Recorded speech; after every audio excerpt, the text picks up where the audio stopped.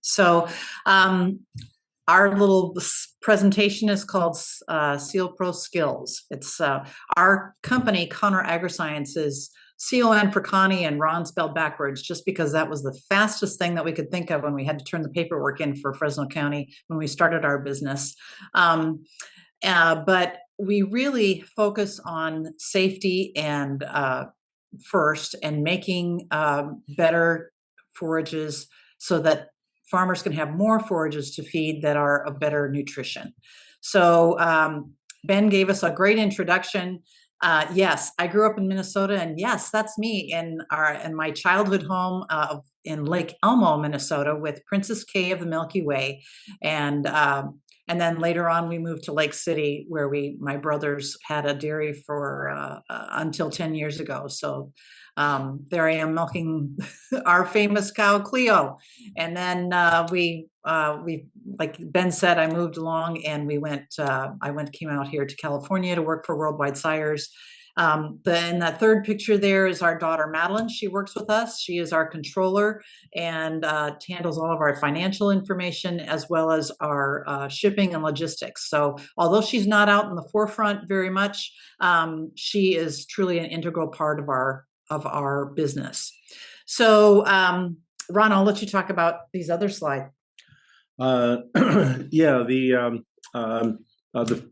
slide in the lower left-hand corner, Ben had mentioned Cal Poly San Luis Obispo, and this actually, when I was going to school there, I had a student project that was the first time I had made oat silage in a drought year, and this was showing the field many years later of that back in the 70s. That was part of my learning experience of how to lose money growing forages. Because we had to pay for irrigation, we had a dry crop. It was it should have been baled instead of gone into silage. So, and then the picture in the middle, this was on a dairy in Visalia, California. That was one of the first adopters of oxygen barrier technology. And this picture actually was on a magazine cover, I think Dairy Today, I think, wasn't it, Connie, that they when we were introducing that technology to the Western states, and being able to show that, to demonstrate that you could really see the difference between the 40-year-old technology of 5 mil black white plastic versus using a true oxygen barrier. And then the lower right-hand corner, this was me with Dr. Keith Bolson in a lift above Maddox Dairy, where we did a lot of testing over the years. So we've had a close relationship with both Pat and Steve and Doug Maddox over the years, and they pretty well gave us open rein to do a wide range of experimentation on a practical level. And we had a very good relationship with Dr. Keith Bolson over the years. Learned an awful lot from him. And one of the things I always bring home, it was just over 4 years ago that he passed away, but I did have the opportunity just before the whole COVID virus situation to have him together in Washington State on the last silage pile that he had a chance to walk on at the end of February of 2020. But one of the take-home messages from Dr. Bolson is that efficiency and safety and silage go together. And with that, we'll go on to the presentation. Are all these slides coming through okay? Yeah, they're looking great. Okay, so just an introduction. Harvest planning. Okay, go ahead, Ron. You're up. Okay. Well, typically, what we found over the 25 years I've been working with silage management is what I found is that there is always a wide range of planning from somebody actually sitting down and going through and scripting everything to the nth degree, where somebody just tossing the keys to their team and said, I'm going to go on vacation. When I come back, I expect everything to be done just right. Neither one of those are plans. If every plan needs to start out with an objective And if the objective during harvest is not clearly defined and understood by all members of the team, then you're going to have a situation where you've got absolute chaos. So just a few points here. Don't start without a plan. Even a bad plan is better than no plan. Focus on controlling what you can control. Be the one in charge, the man or woman in charge of the program, to make sure that the outcome is what is best for the operation. And keep in mind that this is what your cattle's feed is going to be for the year, and treat it accordingly. It's an investment and a profit center, not a cost by putting money into a good harvest plan. There was already some earlier discussions about targeting harvest dates on alfalfa. You know, keep in mind your irrigation program. Keep in mind If you irrigate. If you irrigate, yes, or if you're dependent upon God for the rain on a very timely manner, or dealing with what comes along.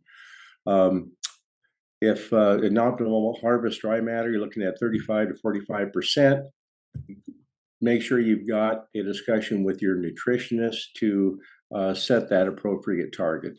And then in terms of winter forage, if you're looking for maximizing nutrient quality and fiber digestibility, then you might be looking at boot stage for your milk cows. And then in fact, Mr. Olson had mentioned about fiber digestibility as far as having a little higher lignin for your dry cows is not a bad thing on that. So then you might be looking at the soft dough stage on the winter forage. Corn silage. I think everyone's probably seen these cross sections. This is something that's really a challenge to be able to get right on the money. The ideal situation would be to, as you're getting closer to the harvest date, with the potential harvest date based on the variety that you're using, start taking a look at the fields. Don't go back just to the same spot every time. Check out the perimeter and look at the potential drier and wetter areas of the field. Depending on whether you've got irrigation that you can flip a switch on, or whether you're dependent upon the rainfall in your area. And make use of one good practice is to invest in a chipper, portable chipper, to be able to get some samples of the whole plant corn, and then run it through there. Check a cost on it with a Coster tester or microwave, and there's some other new technologies out there that can be utilized as well, that have come about very recently to be able to get a fast and effective dry matter evaluation. And remember, as your dry matter increases, you're going to have increase in starch, but then you're going to have a more bound, less digestible starch in total there, depending on the variety. And I heard flowery endosperm mentioned before, and that's a very good technology that can be implemented for your nutrition program as you and your nutritionist determine your needs are. Going back to the planning and laying things out, make an evaluation of what was the good, the bad, and the ugly about last year's location. In this case here, you look at the silage pile in the background there. You really don't have a good. That's not really a drivable pile. Especially as evidenced by the on the right hand side there, you've got about a 2 footer run to 1 foot of rise, or maybe even a 1-to-1 there, which you can't drive up over that side. On the other to the left by the flatbed trailer, that ramp there might be a 1 to 2, a 2.5 to 1 possibly, but it's certainly it's a little bit it's too high and too steep to be effective. So measure out the area, mark it, make an evaluation of what you're safe unloading based on for the be able to deface, whether you're using a rake or a mechanical defacer, or if you're planning on shaving it with your bucket on there. Plan to make it preferably make it no higher than 20 feet. Here's a beautiful outcome here in terms of about a 4-to-1, maybe even a 5-to-1 drive over pile, where you can see this is clean all the way to the top surface. They got very good. The higher the density, the higher the dry matter recovery. And this was so if you plan out the higher and one other thing that as far as having a drive over pile was that as you bring this in, a frustrating situation is that it's not going to look like the pile's growing very fast as compared to the push-up pile that was shown in the previous picture. And this was something, in fact, a dairyman client of mine had made a comment that if he went back, he said if he hadn't gone back to the scale weights and looked at them, he wouldn't believe that they were actually bringing bringing in as much forage as the choppers were indicating that they were moving through.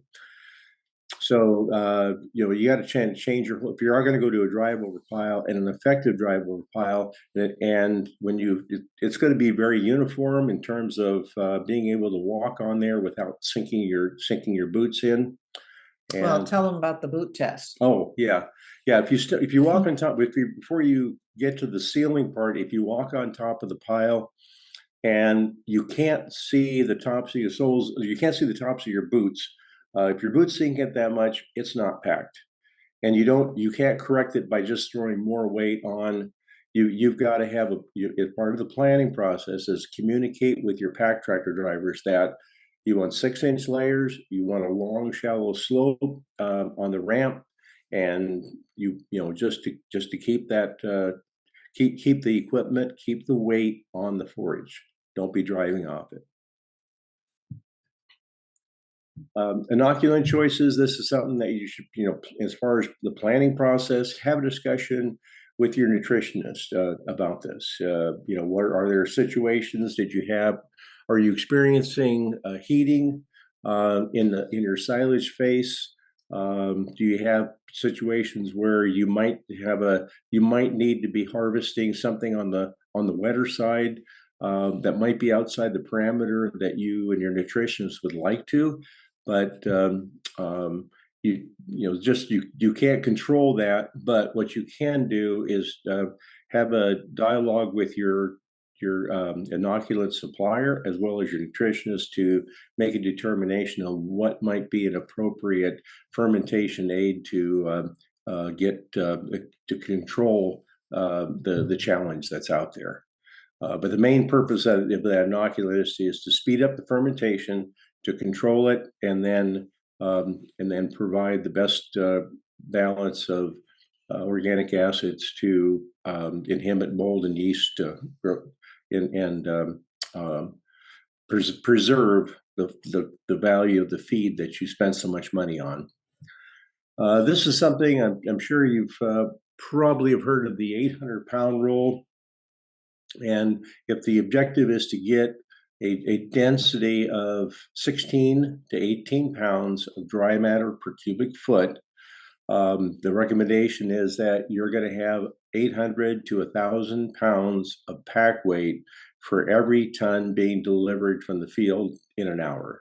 So if you make an evaluation as far as what is the delivery weight to the pile. And then if you got, let's say your total pack tractor weight is 80,000 pounds, you divide that by 800, then your target delivery should be about 100 tons per hour delivered to the pile. If you find that it's more than that, then call an audible during the during the harvest time to maybe have a couple of trucks go take a lunch break, but keep your pack tractor and your chopper balanced out for that 800-pound rule. And also make sure that the drivers are layering in at 6-inch layers, not trying to push up a whole blade full of silage and getting a 12 or even a 24-inch layer, because that does not pack that way. I think too that now that we have these choppers that blow through fields at incredible rates with lots and lots of tonnage, I think this is something that you really have to remember, that that this is this is how you get the density that you want. So it's something to really think about and talk to about if you have a custom chopper coming through or if you're going to run it yourself. And sometimes, the only way to get a second pack tractor on there, if you don't have the equipment, you're not doing the job yourself, is to have a discussion with the contractor about that and say, hey, what's the extra cost going to be for that? Whether it's going to be time and diesel, or you just you find the heaviest thing that you've got available, and put yourself or one of your trusted workers or family members on that to be able to coordinate getting that packed as effectively as possible. So getting to, as far as the planning part, set the boundaries with cones or spray paint, lay a foundation that's going to be about 2/3 of the final pile space, because the things are going to grow a little bit as they build up. You're going to find that you're going to expand a little bit on that. And this is part of the planning. So you think this thing through, and you give some very clear instructions to the packing operators. Again, 6-inch layers. The pack tractor should drive perpendicular to the blade tractor, and do not allow the pack tractor to drive diagonally up the side. This is something I've seen an awful lot in, not just in California and in Texas, but also I've seen this in other parts of the country. Some feedlots in Nebraska, where they seem that there's they feel that there's by making this kind of a chevron angle pattern. Oh, we're getting the sides packed. Well, actually, we had Dr. Bolson and I had actually done some filming where this was done, and you could, with the filming, you could actually see that there was side slipping of that 65,000-pound tractor, and side slipping is disturbing the lower layers. It's not packing as you're doing it, but you're still paying the same amount of money for that equipment, for the diesel, and the driver up there. Make sure that they stay in the pile. Forward, reverse, repeat. Do not allow that pack tractor to get off the pile. There's no reason to circle. And this is, for some reason, a lot of pack tractor drivers either don't know they have a reverse gear, or they don't want to go to the trouble to put the clutch in and use the reverse gear. Well, and we've had people say, well, you're going to wear out the tractor or whatever. But you're also, when you do that circling, you're bringing ash into the pile if you have dirt. Yeah, and that's that's unless you have a nutritionist that's wants more ash in your diet, that I would suggest to stay away from that. Okay. One thing that we didn't talk about that I should have put in here is about working with the pad. So what do you suggest that people do? Not everybody's got concrete. There's capped concrete with asphalt. There's other, things that people do. What do you suggest to people? Well, I mean, a asphalt cap concrete is what I have found over the years to have, the best combination of durability, a smooth surface, and then the asphalt capping over the concrete. I mean, it makes a beautiful surface to minimize bringing any kind of ash on, dirt onto the pile, if you have that luxury. If you don't have there's do some preparation to make sure that you've got, whether it's a dirt base or gravel or whatever, that you've got it as smoothed out as possible. Fill in some holes. Make sure you pack it with some, wet it down. Put some equipment on there. And if you are going to go in dirt, maybe start with one of the things is that you can start with a green pad, where you start layering out the first couple of truckloads and over a broad area, knowing you're not going to get that feed anyway, but at least it gives you kind of a good foundation. And sometimes, if those are going to be your first truckloads from the perimeter of the field, maybe you got some mite damage or something, that don't worry about sacrificing that in order to help the feed that's going to be just above it. Okay. And yes, then seal it like a pro. That's don't just buy whatever plastic is available around the corner or most convenient at the 11th hour, but plan ahead and look at the options that are out there for making sure that you've got the best combination of a barrier and strength and durability. There's a wide range of quality of product that isn't necessarily apparent when you first but when you can feel a piece of plastic. That doesn't necessarily give an indication of if it has UV protection or in how effective of a barrier to oxygen that it is. And I would just encourage you to take a look at our website for more information on that. So Sure. that One of the but the calling the contractor, that's important. Oh yeah. Make sure if you have an outside contractor that you're working with, make sure you communicate with him. So and make sure if he's providing the material, be an informed buyer to make sure that you just don't take whatever he's got on the back of the truck, but make sure that you do ask about get educated about the different materials that are available. And it just helps them to notify them ahead of time, just so they can do a better job for you. The other thing that we've also talked before about is it's better to have a crew. We talk about sealing on time, but sometimes it's better to have a fresh crew that seals it in the morning than a worn out crew at midnight. So anyway. Yeah, just for do-it-yourself sealing, if you're ordering material, you're looking at about 6 to 10 square feet per ton of silage for a typical drive-over pile. Make sure you add about 3 foot around the perimeter, and that you have a 4 to 5 foot overlap on this wherever you've got an overlap on the seams. And some of our materials now are available in 65 and 80 foot widths, and by special order over 100 feet now, so you can minimize the amount of overlaps that you've got. And then check your inventory of sidewalls or tires. Gravel bags are a great tool that can be used to be able to make sure that you've got a good seal around the perimeter on there. Okay, we've got somebody, we're just gonna, when these come up, we're gonna talk about them. So there's a person here who is saying that the circle versus forward reverse. Forward reverse does not work as well when you have a large pile with 6 to 10 tractors and 60 trucks delivering to the pile.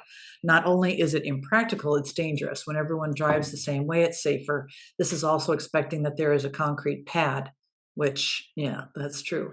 I have seen more trucks and tractors damaged while in reverse than I have ever seen driving forward. The only thing I'll say about that is that I've been on these piles, and well, there's in the Panhandle of Texas, I was spent quite a bit of time filming, and then going back to that feed lot when they were feeding out. And wherever they were doing, wherever they were making their turns at the top of the pile, that whole area had very low density, and it was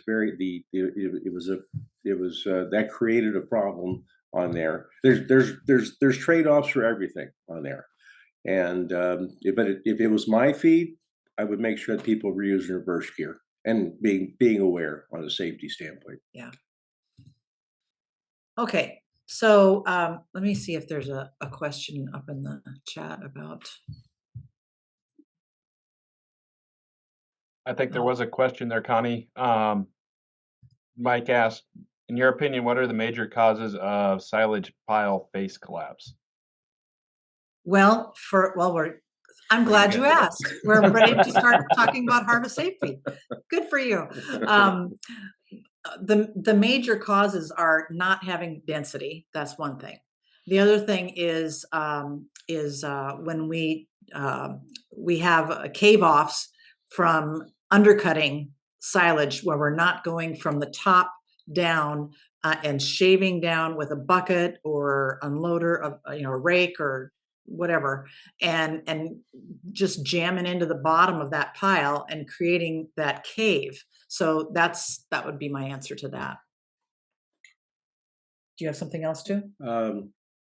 Yeah, I think really density. Actually, one of the worst cave offs I had ever seen the evidence from was on a pile that had there was 6 to 8 pack tractors that were circling on this feedlot in the Panhandle of Texas.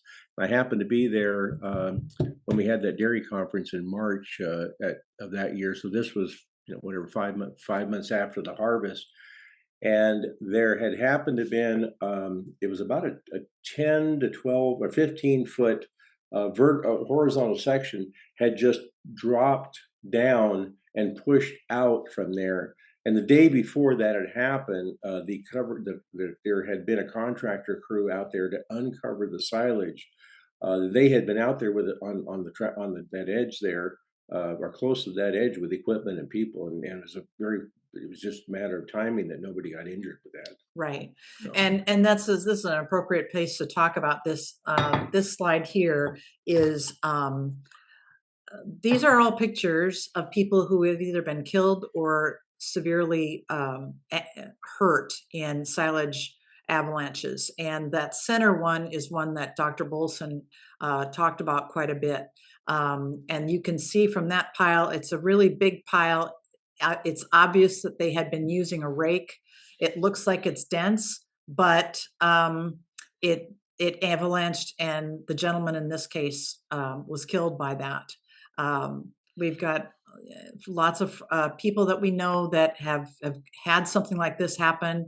I mean, Doug DeGroff from Tulare is a dear friend of ours and a nutritionist who was severely hurt in an avalanche on a pile that was 12 feet high. So being aware of the dangers of this is pretty important. Okay, so we talked about Keith and Ruthie Bolson a little bit. Our friend Keith, of course, had passed away a few years ago, and we really have to give a huge thank you to him, us, and as well as the industry for all that he had passed on. Safety was his passion, and we were very grateful that he taught us about safety. Sorry, my desk just started to go up. Okay, so safety, Keith always used to say, is the control of recognized hazards, and it's to reach an acceptable level of risk. We all know that dairy farming, beef ranching, and feedlot management is an extremely dangerous job. And so we're just trying to make sure that we mitigate those risks. So the unsafe behavior is caused by people doing things that they know they shouldn't do, but they do it anyway, to save time, to whatever it is that they're doing. In your the top picture is somebody, this tractor's muddy. Yes, it's muddy. We're gonna need to get up in there, but just getting in and just being cognizant when you get in that machine of the power that it has. And then the one on the bottom is obviously not a good place for that gentleman to be taking a silage sample. So that's what we're talking about here. We talk about pack tractors and that kind of thing. This is the picture here that we see is a tractor. I took this picture myself with a zoom lens because I didn't want to get close to it. But we have some very daring people in the silage industry that are taking big chances on going really close to the edge of these piles, and it just frightens me. So I know that it's a time related thing. I know that, but we've got to be as careful as we can.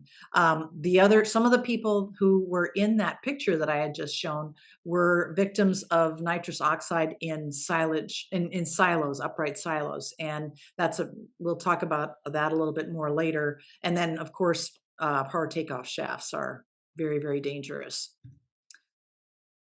No, and that didn't. Oh, here we go.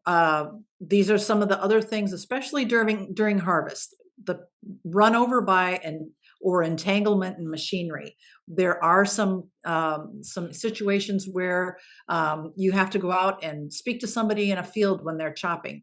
Well, make sure that you're wearing some bright clothing. Our safety vests are a super way, or the safety colored shirts or something like that. If you've got family that are going to be running machinery, we highly suggest that you do that, is to get some wear that can be seen.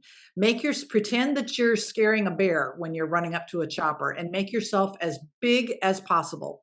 And of course, they won't be able to hear you, but make eye contact with that person who's running those machines, and make sure that they know that you're there. Truck and tractor rollover, that's what we're talking about on these bunker silos that get too full and they get too close to the edge and the tractors roll off or the truck rolls off. That's the kind of thing we're talking about. And you'll note that Ron and I talk about drive over piles. And that's because when somebody says a rollover pile, that's my first thought, is that it's something is rolling off of a pile, and that's not a safe thing to me. So that's why we call it drive over piles. Fall from height. We can talk about falling off of the bunker walls while we're getting them ready, or falling off while we're in harvest. Somebody goes up and stands on the bunker wall and missteps and falls off. It's probably not a real great idea to be up there unless you absolutely have to be. Also, we talk about fall from height, and you'll see in a little bit later slide about sending somebody up to the top of a pile to pitch off bad feed. And there are places where that is that's a job somebody does every single day, because they are unable to, or they were not able to make a pile without enough damage done to it, rot on top, that they have to climb up there and pitch it off. So we suggest don't pitch it off. We talked about avalanche and collapsing silage.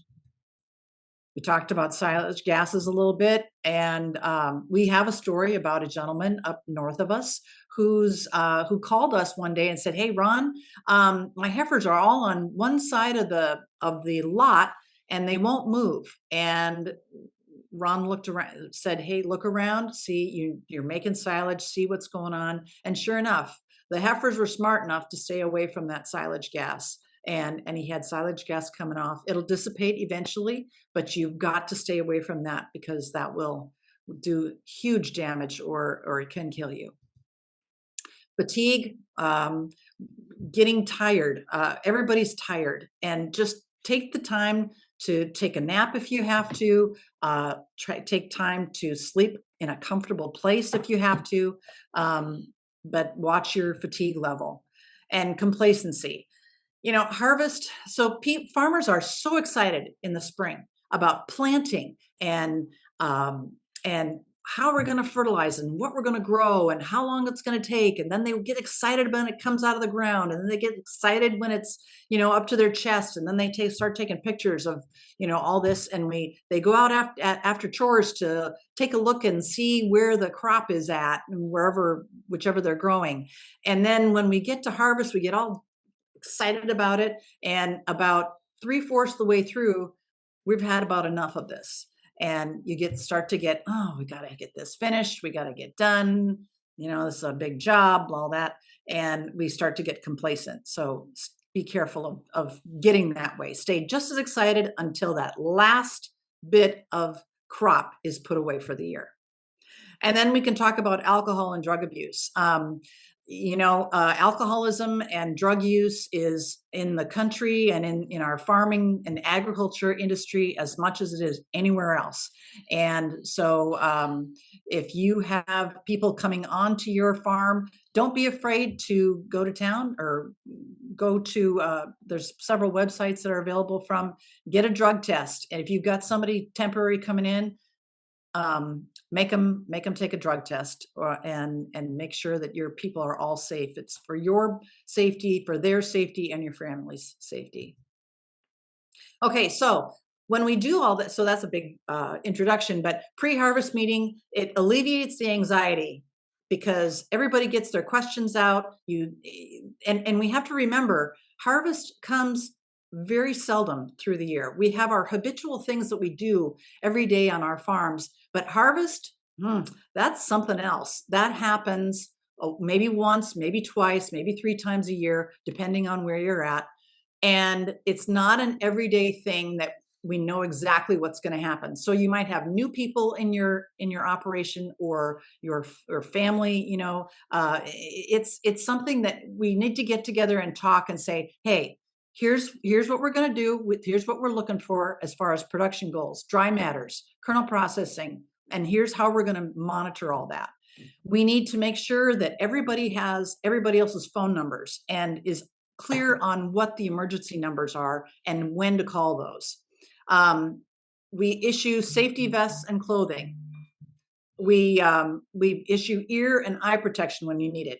And the other thing is that we alert neighbors about increased traffic. We tell them, hey, there's going to be a lot of trucks running, there's tractors running, there's a more dust. It's going to happen from this day to this day, and it might overlap a few days extra just because. But that's really important to make sure so that they don't. There's no accidents with the slow equipment that is driving on the roads and that kind of thing. So at the chopper, this is pretty straightforward, right? You follow the manufacturer's warning. They put those stickers on there for a reason, and you. The one thing that we talk about too is the total machinery shutdown before fixing or unplugging. You're going to get plugged up. That's just how it is. And a chopper's plug. And so when you get out to plug it, shut the whole thing down, turn the key, put the key away, whatever. But shut it down before you start and in on things, before you put your hands in there and try to get things cleared out. A stay clear zone is an area around that chopper as it's going through, and everybody knows that they stay clear of that. You don't go running up to the chopper without making eye contact with that operator to make sure that he or she knows that you're there. Talk about radio and phone communications, and then the rules of the road. Remember that you're sharing that road with everybody, and there's a speed limit. Use your flashers, those kinds of things. At the storage site, so follow your manufacturer's guidelines for safe equipment operation with the pack tractors and the bladers as well. The total shutdown is the same thing.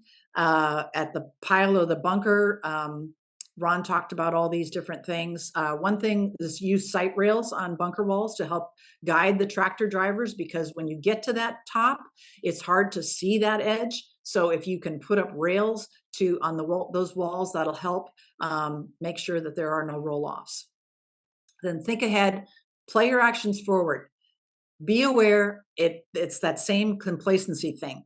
Think about, okay, if I do this, this is what's going to happen. And it's, we go along, we're good farmers, we've done this for years, but that's where that complacency and that's where accidents happen, is when you don't think about what you're doing ahead of time.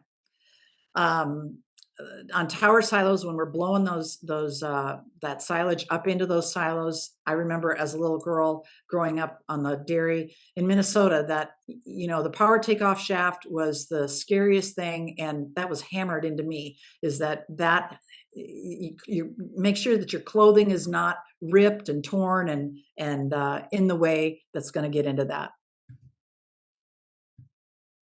Okay, we talked about density. I think this is pretty self-explanatory, excuse me. Are these safe piles? No. Is this efficient, safe packaging? No. Okay, so here's some drive over piles, some fairly large ones. We had our discussion about forward, reverse, repeat, and everybody's got to make their choice as to what it is they do. So we talked about that. Silo gas is that toxic reddish orange that I told you about with the heifers that had avoided it better than the people did. It's heavier than air, so it goes along the ground. When it's outside in the silo, it'll be in that silo, and it can produce sudden death. It's highest 24 to 72 hours after harvest has happened, and it can last up to 3 weeks, but it usually goes away a little sooner than that. Carbon dioxide in tower silos, the odorless, colorless, and tasteless that sometimes happens. It's, use the buddy system. Air out your silos, wear a ventilator and a harness, and make sure that and use some of those gas testers so you can make sure that it's safe to go inside those tower silos. I talked about this, taking care of yourself. Please don't do that with your, Ron loves coffee, so he's slamming coffee cups around. Sleep well, eat well, stay hydrated, wear safety vests, wear closed-toed footwear, and have a drug and alcohol policy. Oops, went backwards.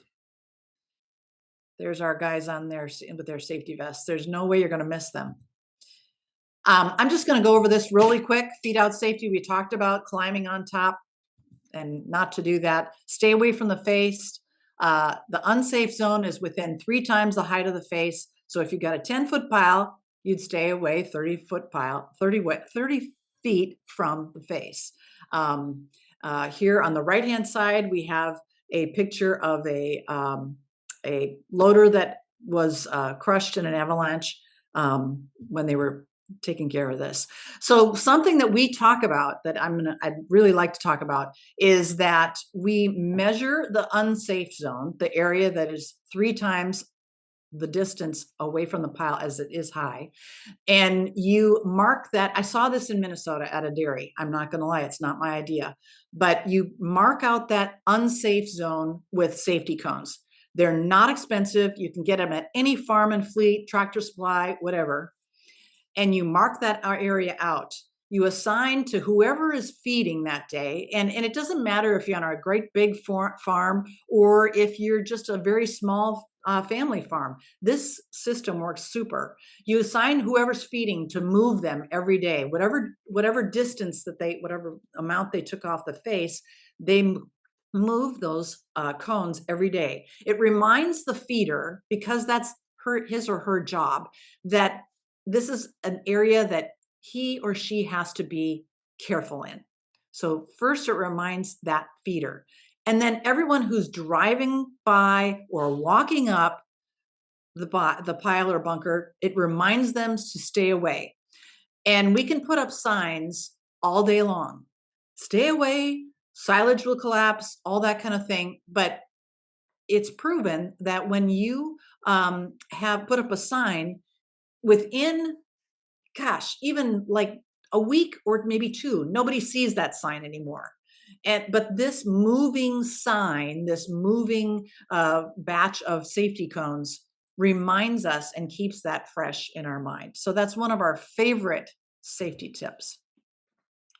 We talked about not building the face higher than the unloading equipment can reach. And then on the left-hand side, we talked about those cave-offs and undercutting and how dangerous that is. And somebody, well, that's how I knocked my silage down. Well, you probably shouldn't have built your pile that high if you can't reach the top of it. Rakes are super. Defacers are great. One other thing that we've seen before, which really helps a lot, and I will tell you that this has been raked down with a rake. It's not been, they don't knock it down with that bucket there. But this pile has been taken down in a sort of diagonal manner there. You can see the edge. so that that will help with that whole avalanche situation. I'm going to go real quick. There's so many things wrong with this picture. Can you name them all? Well, first of all, the guy in the bucket. Okay, there's a guy in a bucket against against a silage pile. Not a good idea. Coring, not a good idea. He's got a cave off place there. Not a good idea. Then we got the guy that's down there supervising him with his hand on the wheel, and and he's right in the middle of the thick of things too. And then the guy that's supervising has parked his truck right in front of the pile. So this is just a disaster waiting to be happen. So let's not do that. Instead, let's knock down what we're going to use, because we want to sample from the whole face, because we're feeding the whole face, right? We're not feeding just, the 6-inch area that we are going to core with. So get that all off to a small pile, take some handfuls of it and put it in a bucket and then mix those handfuls up, and then take your sample from there. So that's something everybody can do. There's no reason to go up to a silage face to take a sample. Absolutely zero.